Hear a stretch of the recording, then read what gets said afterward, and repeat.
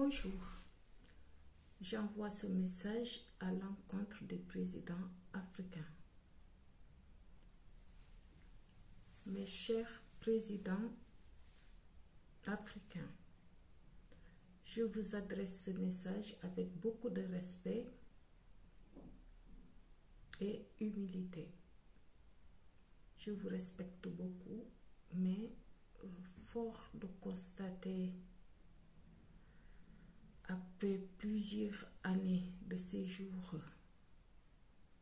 en France, de constater certaines irrégularités face à nombreux pays africains qui ont du mal toujours à se lever alors même que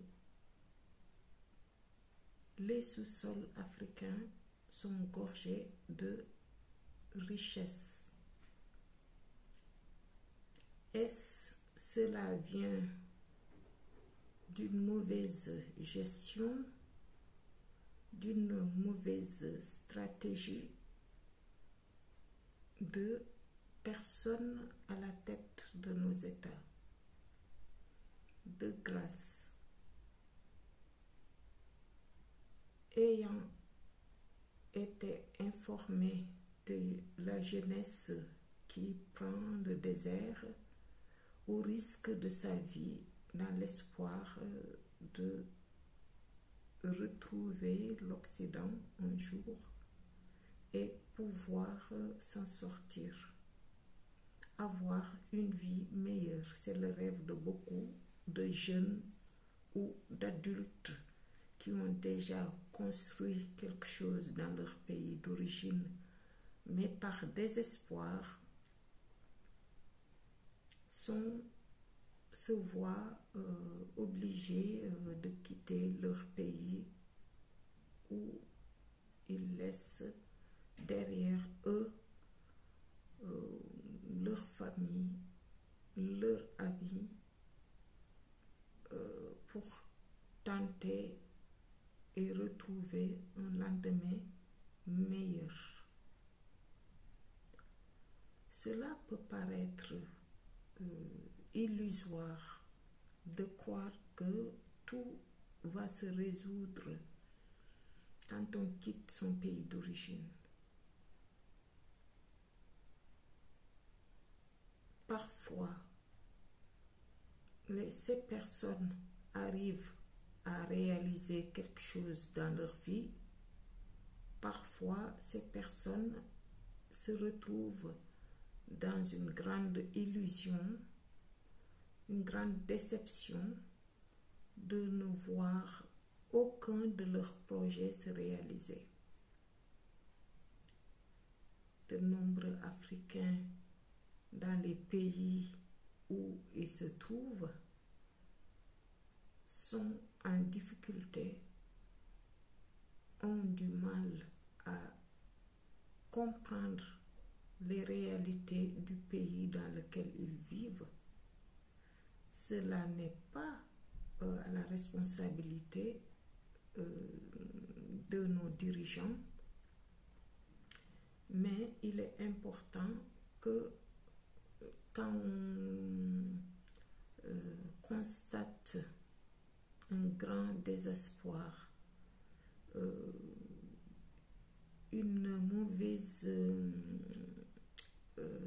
un mauvais traitement de la plupart des Africains dans le monde, il est important que nos dirigeants fassent quelque chose pour pouvoir retenir sa population sur place.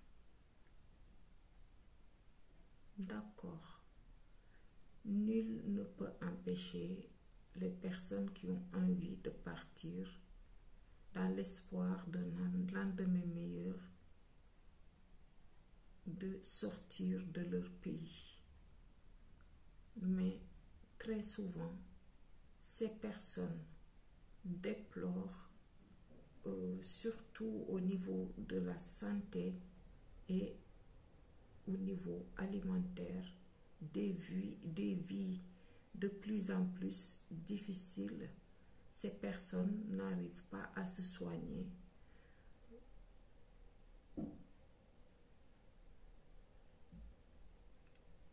Le progrès d'un pays se constate par la santé et l'éducation de sa population. C'est ça qui aide un pays à se développer. Un pays qui a bien éduqué sa population est un pays qui se réalise, puisque après l'éducation, on est armé pour réaliser des projets par la formation ou par des études selon les filières choisies.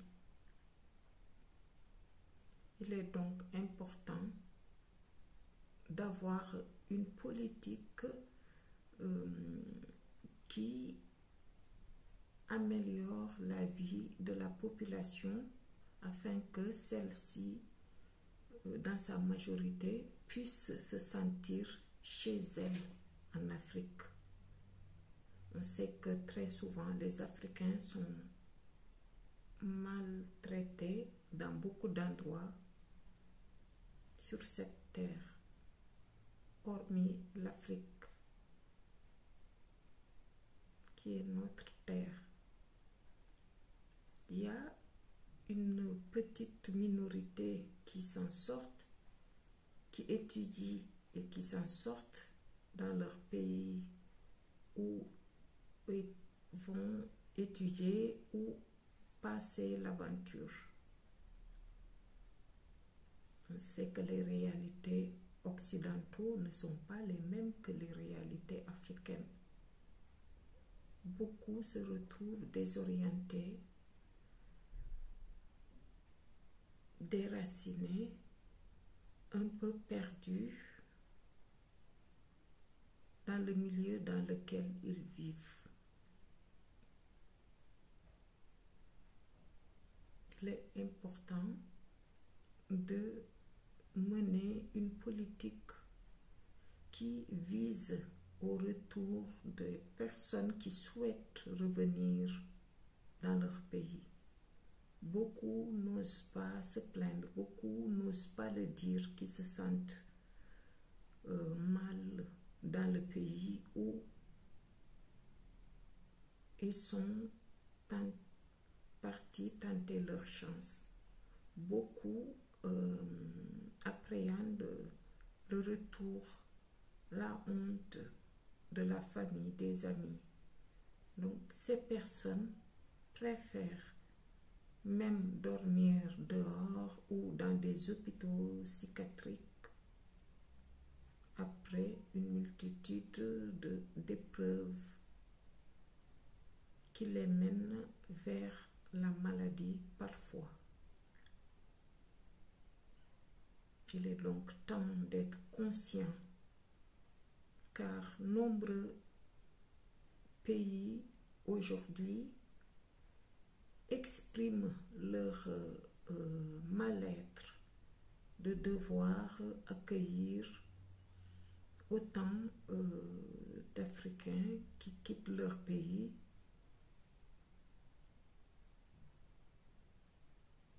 étant informés que l'Afrique a des ressources. Les questionnements vont vers oui, mais on ne comprend pas. L'Afrique a des ressources et pourquoi les Africains quittent leur pays sans comprendre les dessous qui se trament dans cette gestion, qui se trame au niveau politique, que ce n'est pas si facile. Bien que ce ne soit pas facile, il peut y avoir des solutions de pouvoir mettre en place des stratégies pour l'Afrique, notamment des stratégies côté touristique, bien sûr, après l'esclavage et la colonisation, l'Afrique a été déviée de sa trajectoire. Mais il y a des choses que l'on peut rattraper. On ne peut pas effacer le passé. C'est ce qui nous a apporté d'autres cultures, notamment cette culture maghrébine de par la religion musulmane et aussi cette culture occidentale, notamment dans nos écoles, c'est bien le français qui est étudié. Des stratégies doivent se mettre en place depuis l'âge de 7 ans, par exemple, pouvoir intégrer des langues nationaux par choix à partir de l'âge de 7 ans, intégrer les langues nationales qui permettent aux jeunes de ne pas perdre leur langue sur le territoire africain.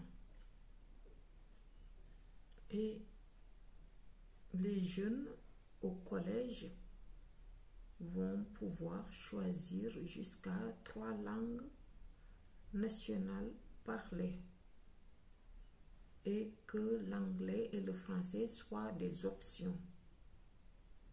Par exemple, parler le Wolof à l'école permet de perpétuer la langue nationale.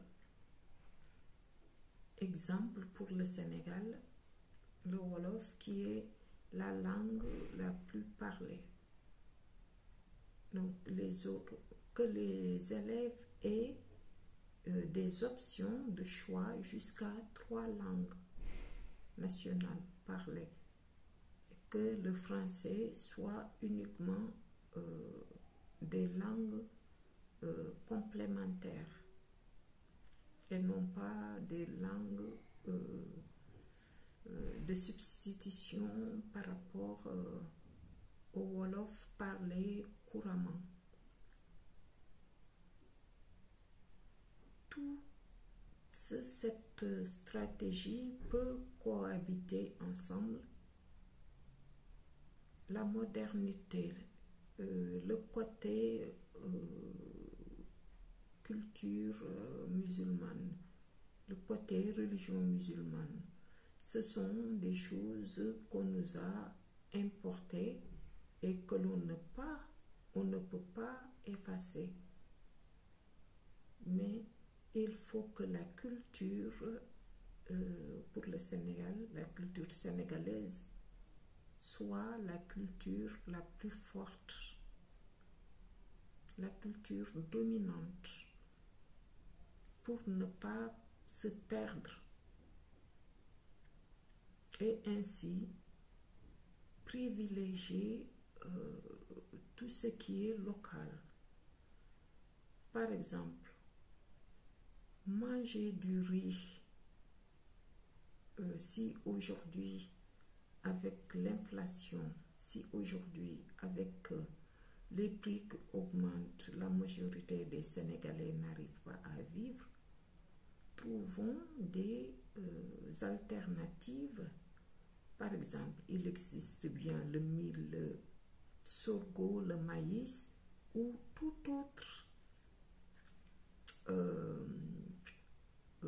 autre légume, toute autre farine qui peut remplacer le riz, tout autre aliment moins cher. Cela dépend tout simplement de l'éducation. Il faut tout simplement habituer la population, car ne pas aimer manger d'autres produits locaux, c'est tout simplement une question d'habitude. Donc, il faut sensibiliser la population. Il y a des alternatives pour toutes sortes de produits ou fruits et légumes. La terre africaine a tout ce qu'il faut en fruits et légumes locaux. Il faut tout juste les mettre en avant et peut-être que ce soit les informations ou les médias se chargent de transmettre par exemple des recettes à travers des cuisiniers qui se montrent volontaires de donner l'exemple, de donner des recettes, des modèles d'aliments qu'on peut remplacer par ce qui rend la vie chère aujourd'hui pour la plupart des ménages africains dans sa globalité. Je voudrais faire passer ce message afin que nombre de nos présidents africains prennent conscience qu'il faut mettre des stratégies en place, comme l'Occident le fait, tout comme les États-Unis ou la Russie le font. Chaque président met en priorité sa population et que en matière de diriger un pays, il n'y a pas d'amitié. Bien sûr, il y a des accords qui peuvent être signés, mais il ne faut pas que ça dépénalise la population. Il faut que la population du pays dont on dirige soit la priorité. Il y a des choses que l'on peut prendre de dirigeants occidentaux notamment. Quand leur population se sent en danger, ce qu'ils font, c'est de réagir. Quand il y a une grande population qui est menacée quelque part, ils font dépêcher des transports, voire même demander à la population de participer au déplacement de la population qui est en danger pour les faire sortir d'un pays étranger, d'un pays dans lequel ils sont partis tout simplement pour faire l'aventure, pour s'en sortir, pour gagner mieux leur vie. Mais il faut que la plupart des présidents africains prennent conscience que c'est eux qu'on a mis à la tête de l'État. Il n'y a que eux qui peuvent changer la donne en matière de développement africain. Car les financements, les accords entre pays, pour que d'autres pays puissent, par exemple, venir intervenir avec des machines adéquates, pour pouvoir tirer, par exemple, les ressources minières. Ça, c'est leur rôle. Donc, c'est vraiment à une dimension de millions de personnes. Ça n'a rien à voir avec, par exemple, un chef d'entreprise ou une personne lambda qui a des projets, qui vient pour installer une entreprise dans sa ville qui va juste concerner peut-être quelques milliers de personnes. Ça ne change pas beaucoup par rapport aux actions de l'État. Donc c'est l'État qui peut faire changer la place d'un pays dans le rang mondial. Ça, c'est à l'État de mettre en place cette stratégie-là, de faire bouger son pays au niveau mondial, de faire respecter son pays, de par le pouvoir de réalisation en matière de développement pour une amélioration de la vie de la population. Les priorités devraient être, par exemple, la santé, l'éducation. Ce sont deux domaines très importants. Il y a aussi la gestion des ressources. C'est à l'État de fixer les prix, se renseigner sur les prix du marché. On sait que les valeurs bougent au niveau mondial. Donc, être au courant ou être en contact des personnes qui s'occupent de valeurs minières pour pouvoir bien estimer à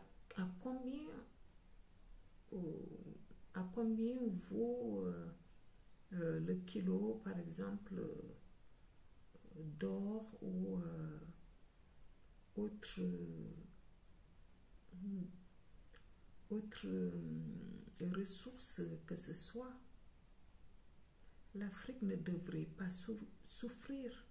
L'Afrique est riche de par sa terre, de par sa population qui est pleine de ressources humaines, pleine de bonté. L'Afrique devrait s'en sortir. Il suffit, à mon avis, d'avoir les bonnes stratégies à mettre en place pour ne pas se laisser exploiter, pour que la population africaine, d'où elle est présente, qu'elle puisse se faire respecter. De manière individuelle, il faut le faire, mais de manière globale, que l'Africain puisse être bien vu où qu'elle soit. Aujourd'hui, il y a la mondialisation. Tout le monde est informé de ce qui se passe à l'autre bout du monde. Si certains comportements ne sont pas adéquats par rapport à notre richesse, on devient la risée du monde. Il est important de prendre conscience que la population compte sur ses dirigeants qui doivent être généreux, qui doivent être bienveillants envers sa population, notamment les plus pauvres, mettre en place des projets sociaux pour diminuer la pauvreté, accompagner les jeunes par des financements. C'est là où l'Afrique peut les dirigeants peuvent intervenir, par exemple, en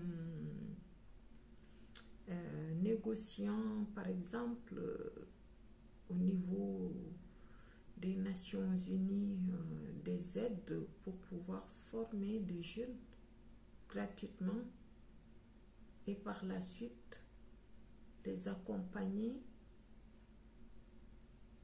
par des financements. Très souvent en Afrique, la jeunesse a beaucoup d'idées, mais c'est les moyens qui leur manquent. C'est ça c'est ce qui fait que la jeunesse est amenée à quitter la terre africaine. Il est important de retenir cette jeunesse-là à domicile, car l'étranger n'est pas si facile qu'on le pense. Nous devons avoir des universités chez nous. Beaucoup d'étudiants souffrent et ça donne parfois à des pratiques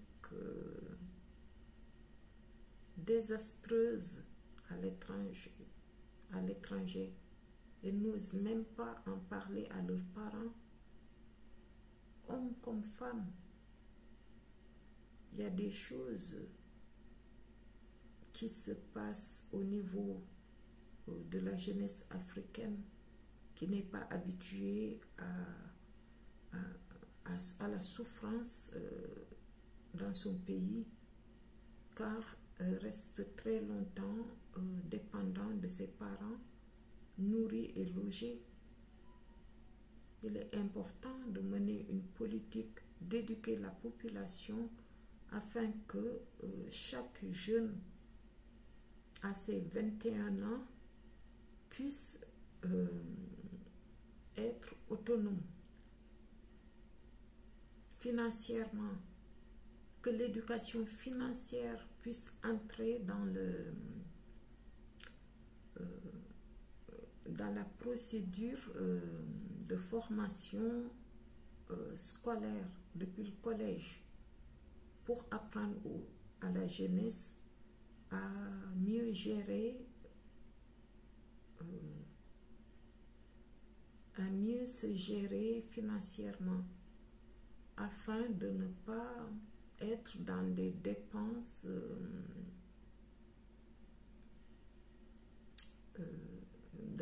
dans des gaspillages, et que cette jeunesse prend conscience que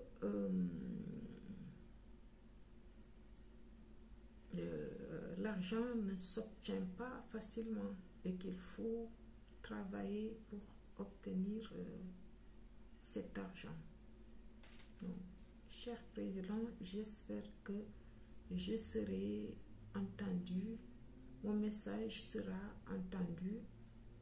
C'est vraiment un appel que je lance vis-à-vis des présidents pour la population africaine, pour un meilleur avenir pour l'Afrique.